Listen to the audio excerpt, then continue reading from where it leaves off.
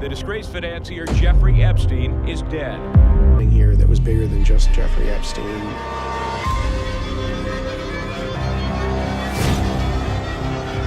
was an ever-revolving door. Princes, presidents, scientists, billionaires. They all had one thing in common. They all flew on the same jet, and they all visited the same island. Jeffrey Epstein didn't just collect money, he collected secrets. He built a spider web so intricate that even after his death, the spider is still biting. Was he a financer, a spy, or the world's greatest blackmailer? Tonight, on Legacy Insights, we open the flight logs, we enter the hidden rooms, and we ask the question that terrifies the elite. Who else is on the list? If you wanted to kill a snake, you cut off its head. But what do you do when the snake has 1,000 heads? Jeffrey Epstein was not just a rich man behaving badly. That is the story they want you to believe. The truth is far darker and far more calculated. He built a machine fueled by greed, lust, and the darkest secrets of the world's most powerful people. He didn't just befriend the elite. He collected them, he recorded them, and he owned them. Today, we are not just looking at the crimes. We are looking at the blueprint. How did a college dropout become the puppet master of the global elite? And why, when the walls finally closed in, did the cameras suddenly turn off?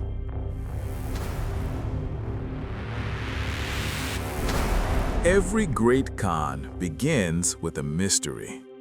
In 1974, Jeffrey Epstein was a nobody, a 21-year-old math teacher at the Dalton School in Manhattan.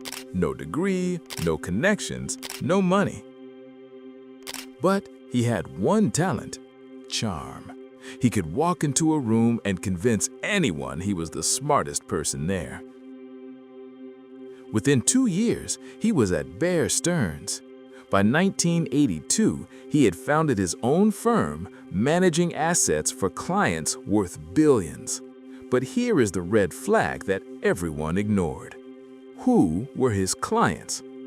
He claimed to manage money for billionaires, yet he only had one confirmed major client, Leslie Wexner, the founder of Victoria's Secret.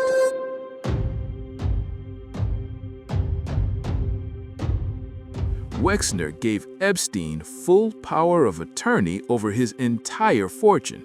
He handed him the keys to his mansions, his jets, and his life. Why? Was Epstein a financial genius, or was he a money launderer hiding in plain sight?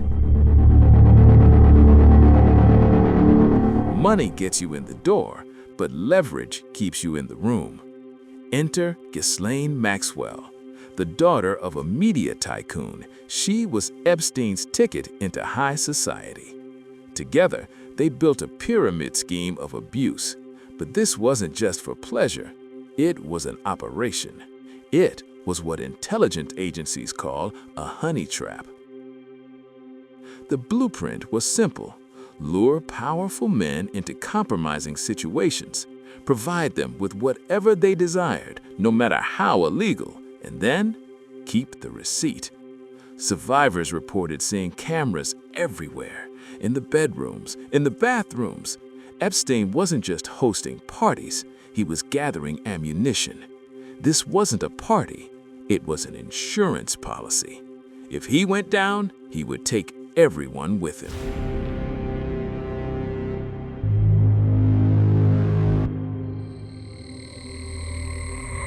In 2008, the FBI had him. They had the evidence, they had the victims.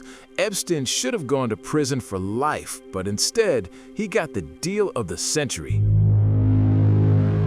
13 months in a private wing of a county jail with work release for 12 hours a day. Why? Why did the US government let a monster walk free? Alexander Acosta, the prosecutor at the time, later claimed he was told that Epstein belonged to intelligence and to leave it alone. Belonged to whom? The CIA? Mossad? Or was he a free agent selling secrets to the highest bidder?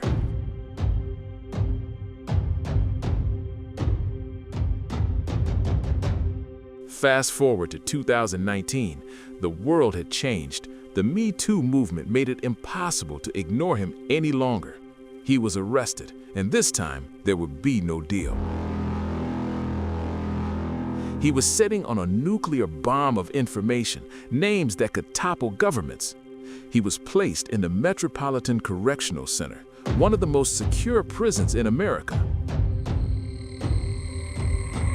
August 10th. The guards fall asleep, the cameras malfunction, and Jeffrey Epstein is found dead. The official story? Suicide. The reality? The most valuable prisoner in American history was left alone. We may never know whose hand tied the knot, but we know who benefited from the silence. With Epstein gone, the criminal case was closed. The secrets in his head died with him.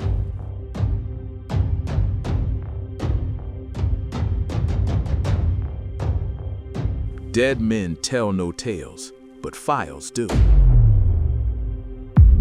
The documents are still being unsealed. The spider is dead, but the web remains.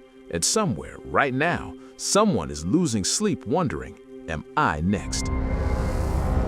The disgraced financier Jeffrey Epstein is dead.